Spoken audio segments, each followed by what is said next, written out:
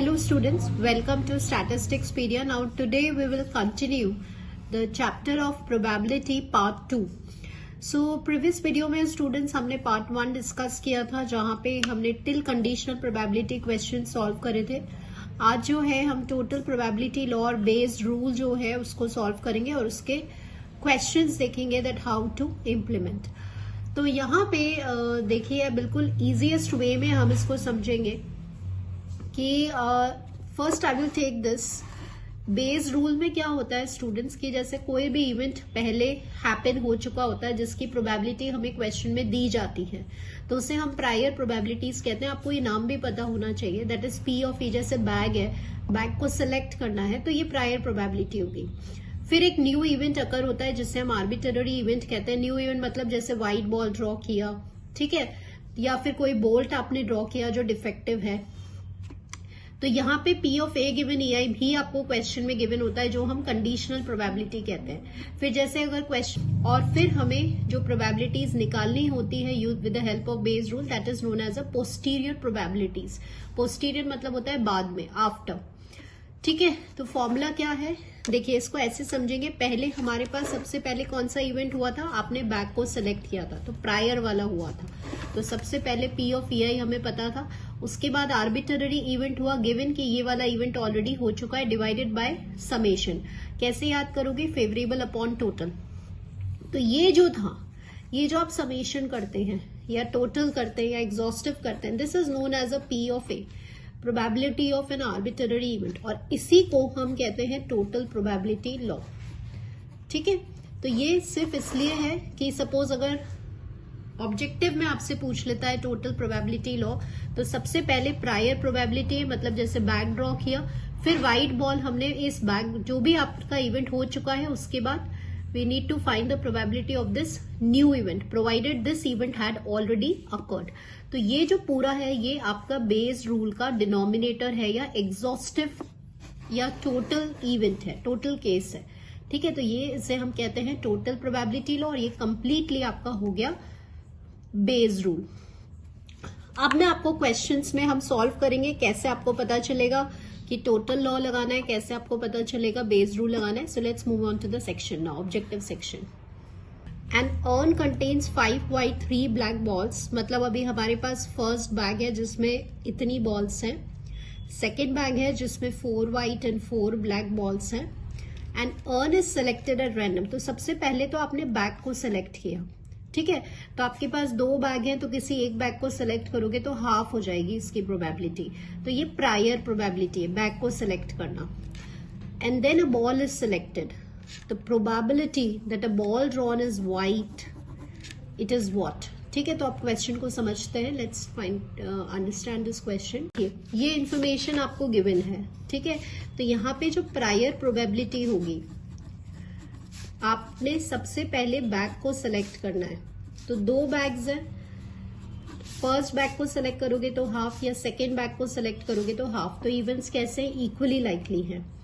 अब यहाँ एक नया इवेंट है. नया इवेंट क्या है कि आप जो भी बॉल सिलेक्ट कर रहे हैं वो व्हाइट बॉल होना चाहिए. सो आर्बिट्ररी इवेंट क्या है, आपको व्हाइट बॉल को सिलेक्ट करना है.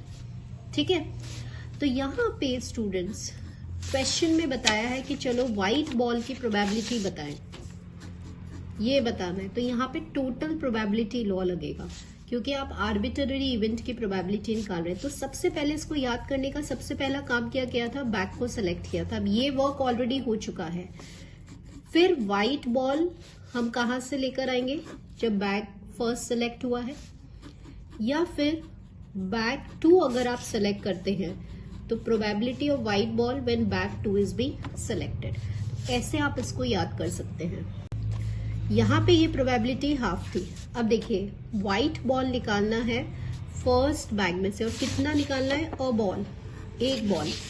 तो टोटल 5 बॉल्स थी, 5C1 upon 8 plus second bag को निकालने की प्रोबेबिलिटी. सेकेंड में से अगर एक व्हाइट बॉल निकालोगे तो क्या हो जाएगा, 4/8. Just add it. तो ये हो गया आपका 9/16. तो यहाँ पे हमने टोटल प्रोबेबिलिटी लॉ को यूज किया. सो answer for this question will B 9/16. Next question देखते हैं। 2/3 of the students in a class are boys and rest are girls. तो बॉयज कितने हैं? 2/3 है और बचे हुए क्या है? गर्ल्स हैं। It is known that probability it is known मतलब पता है the probability of a girl getting the first class is this and that a boy is this. The probability that a student chosen at random will get the first class. तो अभी हमें समझ में आ गया कि पहला बॉयज हो गया एक इवेंट गर्ल्स हो गया, और एक जो नया इवेंट हुआ, आर्बिट्ररी इवेंट हुआ, वो क्या हो गया? फर्स्ट क्लास हो गया। तो चलो हम इसको रीड करके जो भी गिवन इंफॉर्मेशन है उसको एक बार मैथमेटिकली एक्सप्रेस करते हैं। सो सबसे पहले स्टूडेंट्स इवन बॉयज को हमने ले लिया जो 2/3 है। तो नेक्स्ट क्या हुआ? गर्ल्स। तो यहाँ पे कॉम्प्लीमेंट्री लॉ लगा दिया और गर्ल्स की प्रोबेबिलिटी हो गई 1/3। अब हमारे पास एक नया इवेंट है, वो हमें समझ में आ गया कि वो इवेंट हो गया फर्स्ट क्लास। क्वेश्चन कहता है कि ये हमें पता है कि अगर गर्ल को फर्स्ट क्लास मिली है तो यहाँ पे ए मतलब probability of a first class किसको मिली है? गर्ल को। गर्ल आपका ये था E2, वो क्या गिवन है? 0.25। And if a boy is getting a first class तो वो क्या है? 0.28। आपसे बोल रहे हैं कि बताओ फर्स्ट क्लास की probability. This is what we need to find. So again अब समझ में आ गया कि अगर आर्बिट्ररी इवेंट है तो टोटल प्रोबेबिलिटी लॉ है। तो सबसे पहले तो E1, फिर A गिवन E1, फिर E2 और फिर A गिवन E2। इस एक्सप्रेशन में आपको सिंपली यहाँ पे वैल्यू सब्सटीट्यूट करना है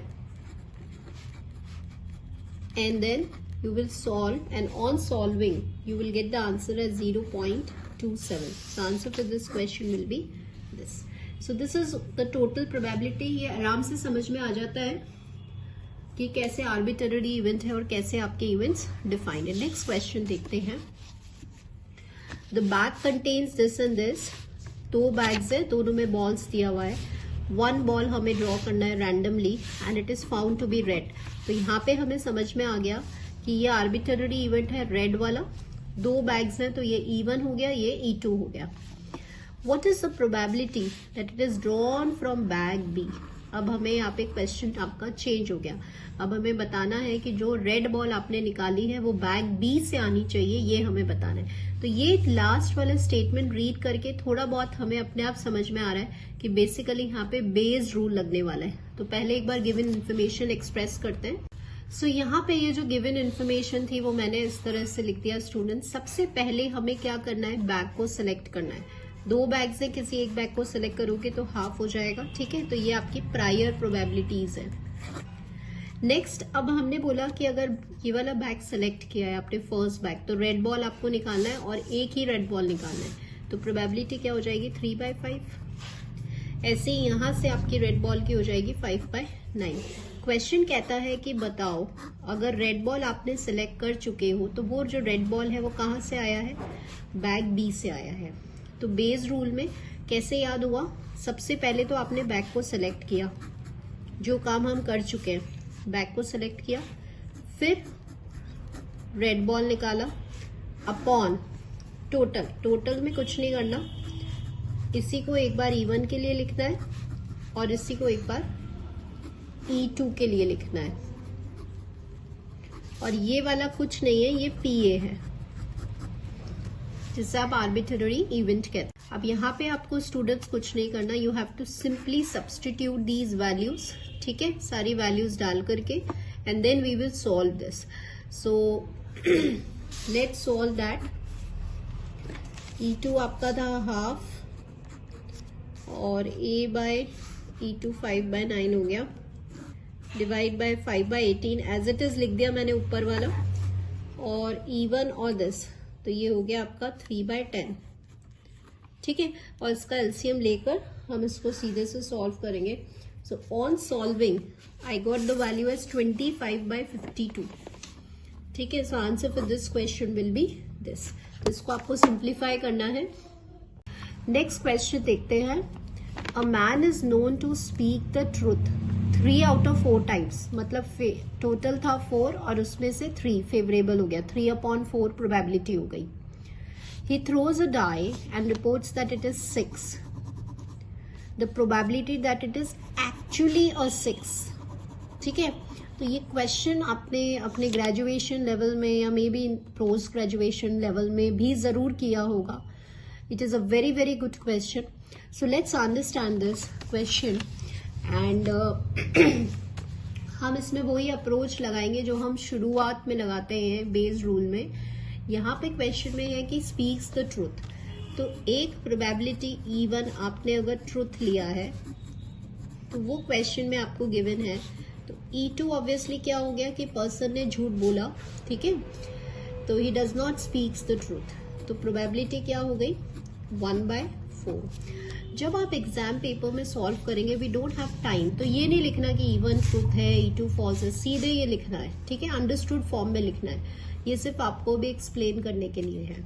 अब आर्बिट्ररी इवेंट है, तो आर्बिट्ररी इवेंट क्या आ रहा है कि नंबर 6 ऑन डाई.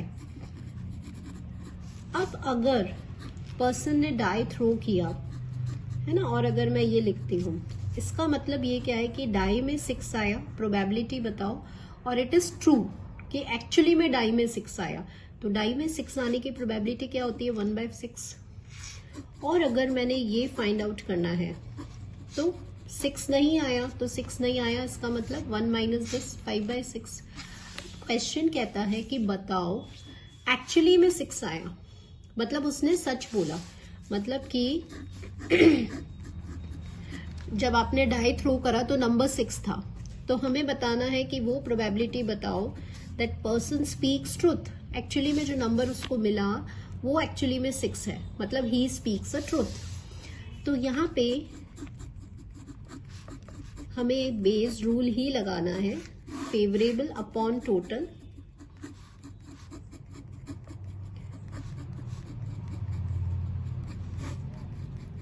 तो ये लॉ हमें एग्जाम पेपर में तो लिखना नहीं है, सीधे वहां पे हमें कैलकुलेशन करना है. ठीक है, तो E1 था 3/4 और A गिवन E1, तो ये हो गया आपका 3/24. वापस इसी को लिख दो, कैलकुलेट नहीं करना, और E2 का कर लो आप, दैट इज 5/24. तो 3/8 will be your answer to this question. ठीक है, सो यहाँ पे अब थोड़ा थोड़ा सीखिएगा कि ये जो है उसको एज इट इज एक बार लिखना है और दूसरे को कैलकुलेट करना है, तो ये थोड़ा टाइम सेव कर देता है. बेस को कभी भी कैंसिल नहीं करना है, हमेशा सेम रखिए ताकि डिनोमिनेटर न्यूमरेटर में इजीली कैंसिल आउट होके हमारा फाइनल आंसर आ जाए. Moving on to the next question. Now next question देखते हैं. A girl throws a die. If she gets 1 or 2, मतलब डाई में अगर 1 or 2 आता है, she tosses a coin 3 times and then notes the number of tails. तो ये थोड़ा सा एडवांस लेवल क्वेश्चन है. ठीक है, ये आपके कॉन्सेप्ट्स क्लियर करने के लिए है, तो एक बार हम इसको लिख लेते हैं जो यहाँ पे क्वेश्चन में दिया हुआ है कि गर्ल ने जब डाई थ्रो किया तो अगर 1 और 2 नंबर आता है तो कॉइन को कितनी टाइम्स फ्लिप किया जा रहा है, 3 टाइम्स फ्लिप किया जा रहा है. 3 टाइम्स कॉइन को फ्लिप कर रहे हैं और 3 बार फ्लिप करके नंबर ऑफ टेल्स देख रहे हैं. ठीक है, आगे देखते हैं. If she gets 3, 4, 5, 6, she tosses a coin once and notes a head और अ टेल इज ऑब्टेन्ड. ठीक है, अब बोलते हैं कि अगर 1, 2 आता है तो गर्ल इस तरह से कॉइन को 3 टाइम्स फ्लिप करती है, बट अगर दूसरा नंबर आता है, क्या नंबर आता है 3, 4, 5, 6, तो कितनी बार कॉइन को टॉस किया जा रहा है, 1 बार कॉइन को टॉस किया जा रहा है. और क्या नोट कर रहे हैं, या तो हेड आएगा या टेल आएगा. ठीक है, आगे देखते हैं. If she obtain exactly 1 tail, if she obtained exactly 1 tail, what is the probability that she threw 3, 4 or 5, 6 with a die? Okay, so यहाँ पे क्वेश्चन जब हमने इस तरह से लिखा तो क्लियर हो रहा है और समझ में आ रहा है. तो हमेशा आपको कहीं भी प्रोबेबिलिटी के क्वेश्चन में कोई डाउट आ रहा है उसको ब्रेक कर लो क्वेश्चन को. तो यहाँ से हमें क्या समझ में आ रहा है कि ये हमारा कोई इवेंट E1 था, ये कोई इवेंट E2 था, और अगर ये जो नया इवेंट हुआ है उसको मैंने आर्बिट्ररी इवेंट ले लिया कि एग्जैक्टली वन टेल, ठीक है, एग्जैक्टली वन टेल। तो क्वेश्चन कह रहा है कि बताओ दैट जब वन टेल आ रहा है, एक्चुअली में अगर उसको वन टेल मिल रहा है तो प्रोबेबिलिटी बताओ कि ये नंबर्स उसके डाई पे थे। तो हमें ये समझ में आ गया कि ये हमें निकालना है। This is what we want to find, ठीक है। अब यहाँ पे ये बहुत डिफरेंट है, तो पहले हम इसको बहुत आराम से इसको फाइंड आउट करते हैं, ठीक है, and then we will move on to this, क्योंकि ये बेस रूल से आएगा और हमें इसका फॉर्मूला भी इजीली लर्न है। So let's find it out this now. So अब आप यहाँ पे इस इंफॉर्मेशन को देख करके हमें सबसे पहले स्टूडेंट्स ये निकालना है, ठीक है। अब यहाँ पे E1 क्या है, ये है E1 अपना, ये वाला पार्ट, ये वाला पार्ट। अभी जैसे जब मैंने ये लिखा, ठीक है, तो हम ये सोच रहे होंगे कि ये पूरा इवन है ना, और ये पूरा इवेंट E1 है, ये पूरा इवेंट E2 है। हमें नहीं आ रहा समझ में कि कौन सा इवेंट है, we are not able to decide. तो वहां पे हम कैसे समझेंगे, बेस रूल में जैसे ये था ये वाला क्वेश्चन, इसने बोला बैग बी, है ना, तो हम क्या कर रहे थे, बैग बी को क्या ले लिया था आपने, यहाँ पे E2 ले लिया था, बैग बी को आपने ले लिया था E2 गिवन है, और हमें समझ में आ रहा था कि ये बेस रूल है। अभी हमें यहाँ पे समझ में नहीं आ रहा, हमने लिख लिया बट वी डोंट नो कि ये पूरा इवेंट E1 है या पूरा इवेंट E2 है। तो क्वेश्चन में जब ये समझ में आया, इस टाइप के क्वेश्चन से क्लियरली हमें पता चल जाता है कि बेस रूल लग रहा है। तो समटाइम्स ये भी हमें हेल्प कर देता है, जैसे इसने बोला कि बताओ कि ये 3, 4, 5, 6 आना चाहिए, इसकी प्रोबेबिलिटी बतानी, तो इसका मतलब ये हमारा इवेंट E2 है, सिर्फ ये वाला, this is E2 and this is E1। तो इससे भी इजी हो जाता है जब आपको कोई भी कंफ्यूजन हो, छोड़ना नहीं है क्वेश्चन को, ऐसे भी हम समझ सकते हैं। तो 1 और 2 आने की प्रोबेबिलिटी डाई पर क्या होगी, 2/6, ठीक है, और 3, 4, 5, 6 आने की क्या होगी, 4/6। अब क्वेश्चन में जब टेल वाला पार्ट था उसको हमने न्यू इवेंट लिया था, एग्जैक्टली वन टेल वाला। तो अब अगर मुझे निकालना है ए गिवन E1, ए मतलब एग्जैक्टली वन टेल, कब, जब कॉइन को 3 टाइम्स फ्लिप किया गया। तो आपको पता है कि जब आप कॉइन को 3 टाइम्स फ्लिप करेंगे, ये कॉइन है, head tail head tail head tail, तो टोटल इवेंट्स कितने होते हैं, 2 की पावर 3, क्योंकि इफ यू नो कि 2 की पावर n हमारे पास जब n कॉइन्स फ्लिप करते हैं, एग्जॉस्टिव केसेस हैं, तो 3 टाइम्स करोगे तो 8 हो जाएगा, और एग्जैक्टली 1 हेड आने की 1, 2, 3, तो 3/8, 1 टेल आने की, सॉरी 1 टेल था। अब सपोज अगर मैंने ये बोला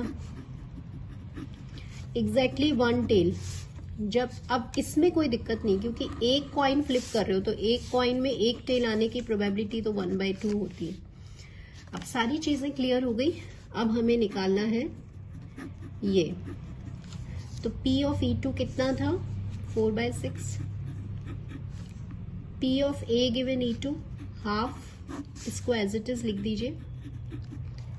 अब ये सारा कुछ E2 का था, तो E1 में ये और ये को मल्टीप्लाई कर दीजिए, तो ये हो गया आपका 6/48।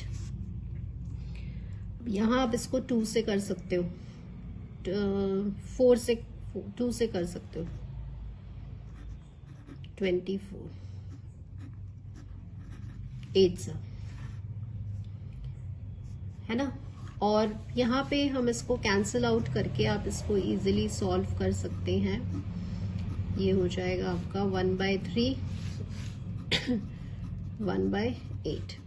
सो once we will solve and take the LCM, तो इसका जो आंसर आ रहा है वो आ जाएगा आपका 8/11 ऑन सॉल्विंग, ठीक है। So answer for this question is 8/11। Now this is a very very good question, but मैं आपको सिर्फ इतना सा 2 कॉन्सेप्ट मैं आपको समझाना चाह रही थी यहाँ पर, कि समटाइम्स हम क्वेश्चन समझ में ना आए तो पहले आप उसको स्टेप्स में एल्गोरिथम फॉर्म में एक्सप्रेस कर लें। और सेकेंडली, जब इवेंट समझ में नहीं आ रहे हैं तो अगर आपको ये समझ में आ गया कि यहाँ बेस रूल लग रहा है, तो आप ये लास्ट वाला जिसकी प्रोबेबिलिटी निकालनी है वो हमें हेल्प कर देता है कि हमारा इवेंट कौन सा है, मतलब ये वाला पार्ट पूरा इवन है और ये वाला पार्ट पूरा E2 है। तो इस तरह से भी आप इसमें थोड़ा बहुत अगर डाउट है तो उस कंफ्यूजन को आप क्लियर कर सकते हैं। सो this is all about the total probability law and base rule questions. इसी टाइप के क्वेश्चंस आते हैं और यही कॉन्सेप्ट लगता है इसमें।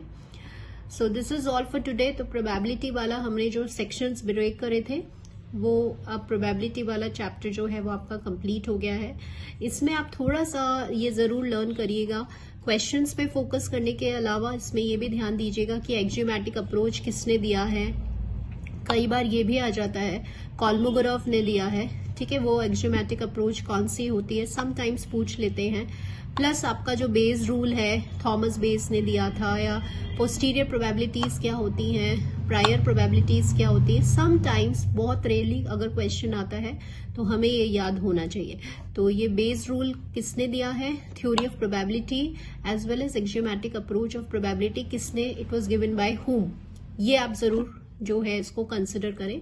सो this is all for today students and we have completed the chapter of probability also. So hope कि आपको कॉन्सेप्ट्स जो हैं वो क्लियर हुए होंगे। So thank you students for watching this video.